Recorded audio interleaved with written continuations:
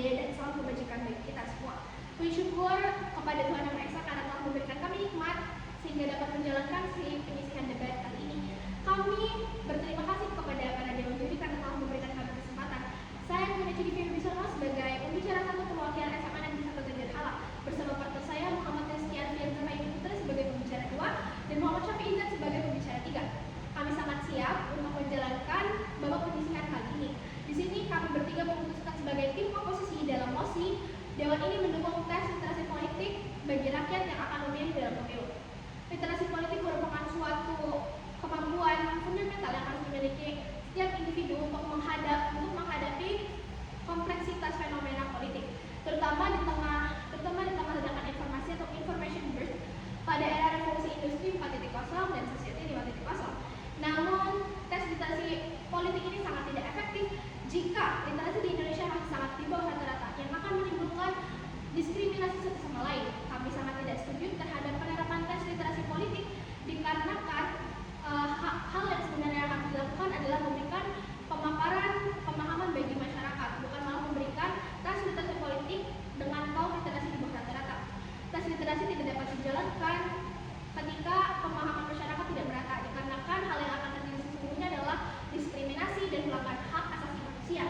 Contoh seperti negara-negara AS telah menghapus tes literasi pemilih dikarenakan dianggap diskriminatif terhadap kelompok minoritas. African American Literacy Test, Codified Act 1965, yang dimana mosi ini pun bertentangan dengan pasal 28B ayat 3 UUD 1945 yang menyatakan bahwa setiap warga negara memiliki kesempatan yang sama dalam pemerintahan. Tes literasi politik ini juga dapat menjadi bentuk pembatasan partisipasi politik. Hal ini bertentangan dengan prinsip one man one vote dalam demokrasi. Apakah memang seharusnya rakyat yang memiliki perubahan kognitif untuk memilih dalam pemilu? Bukankah seharusnya pihak politik itu sendiri yang harus melakukan perubahan agar tidak dapat melakukan kesalahan dalam apapun itu? Kita adalah rakyat yang memilih dengan skala terbaik. Jika yang dipilih tidak baik, maka itu adalah resiko.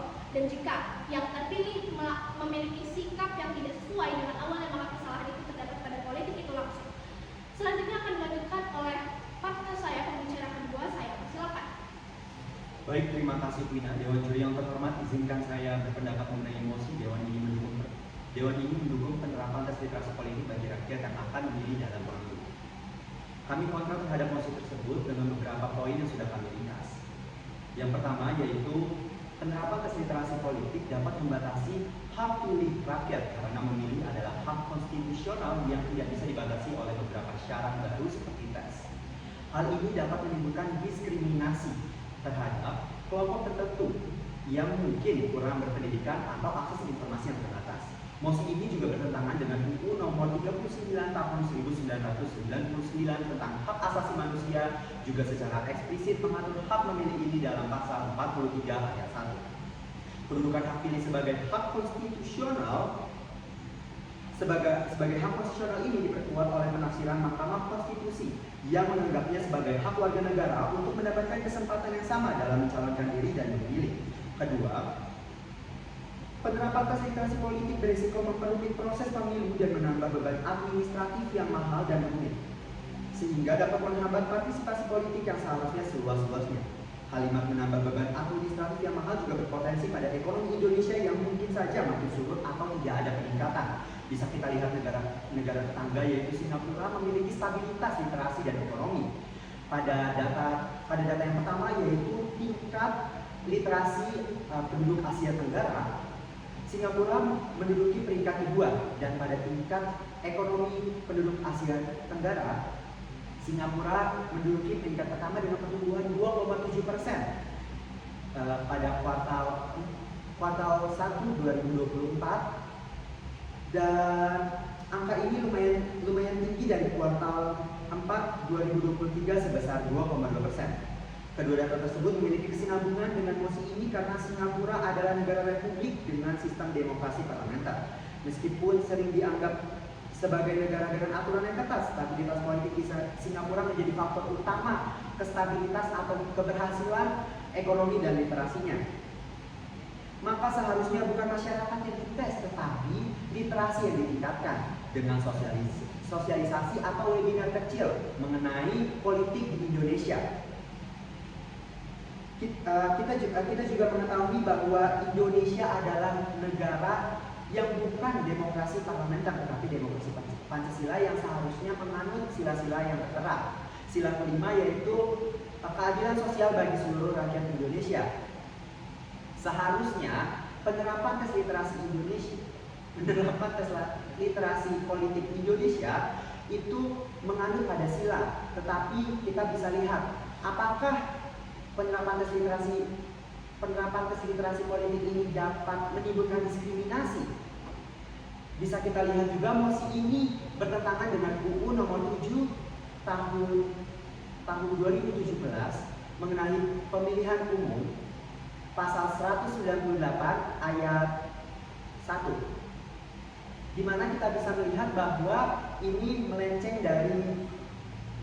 melewati dari yang seharusnya sesuai dengan penerapan usia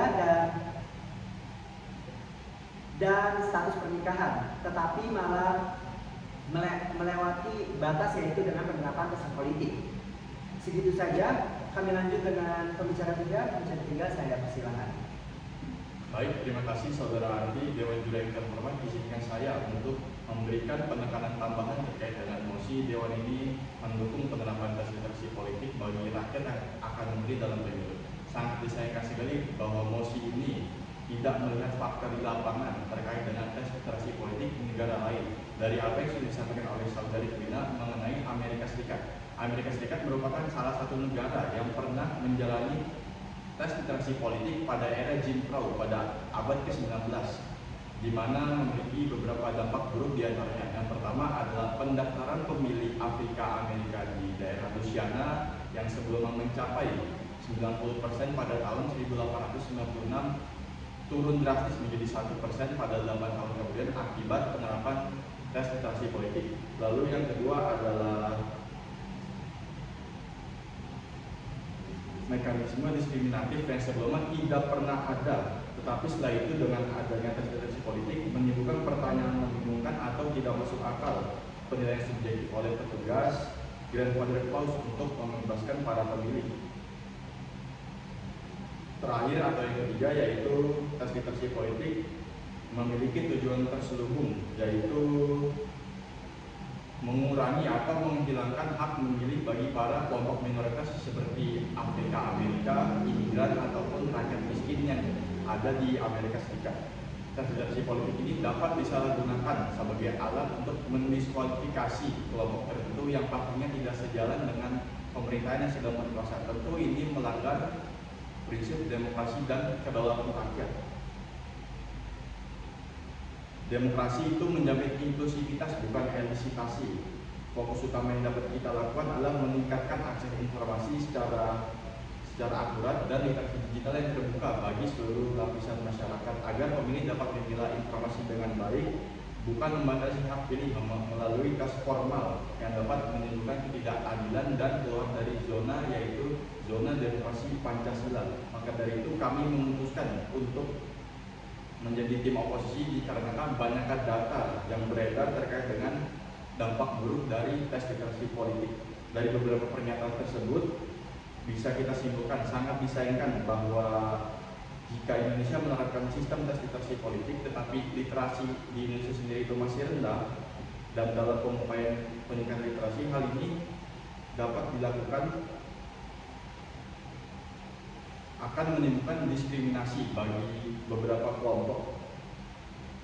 Sebaiknya yang perlu kita tingkatkan adalah pendidikan dan sosialisasi, bukan tes formal. Sebelum menyelesaikan penyisian debat pada kali ini, kami dari tim oposisi ingin bertanya kepada tim afirmatif, apakah kalian setuju dengan adanya pemilihan tes literasi politik di Indonesia yang tidak sejalan dengan demokrasi Pancasila? Karena Indonesia menerapkan demokrasi Pancasila yang pastinya tidak mendiskriminasi bagi para rakyatnya. Saya Muhammad Syafrizat selaku tim oposisi dari SMA Negeri 1 Keliling ingin mengucapkan terima kasih atas kesempatannya. Semoga beberapa poin yang dapat kami sampaikan dapat menjadi pencegah adanya tes literasi politik di Indonesia. Buah alpukat, buah kedondong. Jangan sikatin kami dong. Kurang lebihnya mohon maaf, saya sebagai perwakilan tim SMA Negeri 1 Labur Halang berharap kami dapat berada di final pada lomba debat landscape kali ini. Siapapun lawannya yang akan kami hadapi nanti, kami pastinya akan siap untuk berdebat dan beradu argumen dengan lawan kami pada nantinya. Sekali lagi kami berterima kasih pada Dewan Juri dan panitia acara landscape. Semoga acara landscape ini dapat berjalan dengan lancar sehingga kami dapat membawa pulang titel juara 1 itu. Sekian, wassalamualaikum warahmatullahi wabarakatuh.